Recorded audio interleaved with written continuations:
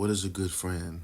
A good friend wants the best for you. In the movie Good Will Hunting, Ben Affleck tells Will that if I see you here in a couple years, you know what I mean, still doing the same thing that we're doing right now, I'm gonna kick your ass. And Will is like, oh man, don't give me that bullshit that I got talent or skill. I should, be out of the situation. I owe it to myself. And he's like, nah, fuck no, you owe it to me.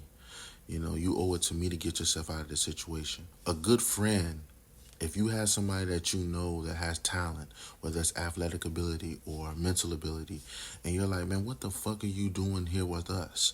It's cool to kick it with us and drink with us and party with us, but you're the only one that can get out of this situation, out of this environment. You know what I mean? Even if you don't take us with you, we can live through you. You owe it to us, man, to show us that somebody could make it, right? Somebody could do something with their lives instead of just living like this, right? He was a good friend. You got somebody in your neighborhood that's talented, that's gifted. Y'all doing y'all dirt, doing this and doing that. But he's the only one that can actually get out of that situation. A good friend will tell you, man, listen, one day you got to stop rolling with us. You got to get on your own, man, and see life for how it is. You don't even got to take us with you. A bad friend wants you to stay with them. A bad friend wants you to kind of like live your life average or normal like them. And if you do start to achieve, they get jealous at you. Ben Affleck is a good friend of Will. And that leads us to the environment that you're raised in and born in. When Robin Williams tells him, it's not your fault, what he's trying to do is he's trying to get him to understand that the things that happened to him in his life that shaped him, that gave him all these problems that he has as a grown man, it was not his fault. Feel what I'm saying? The anger, the things that he does, the fighting and stuff, he's saying that comes from your childhood, the trauma. So when he says it's not your fault, and Will say, I know, and then he start getting upset, would stop fucking with me. Because he knows what the therapist is doing. He knows what he's trying to get out of him. And it's like a tactic, you know what I mean? It's the tactic to get you to let go of your past. But the way Robin was telling him was, he was trying to get him to understand it's not your fault.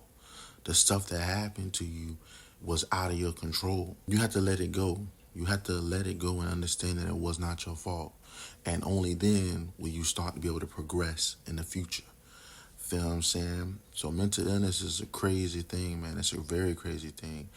And so like we talk about people like Elliot Rodger. Elliot Rodger is a crazy character. You understand what I'm talking about? Elliot Rodger had a mental illness, right? Anybody that watched him, especially women, that watches him and thinks that he was a sane person, he's just a sane dude that was an incel. No, he was an incel because of his mental illness.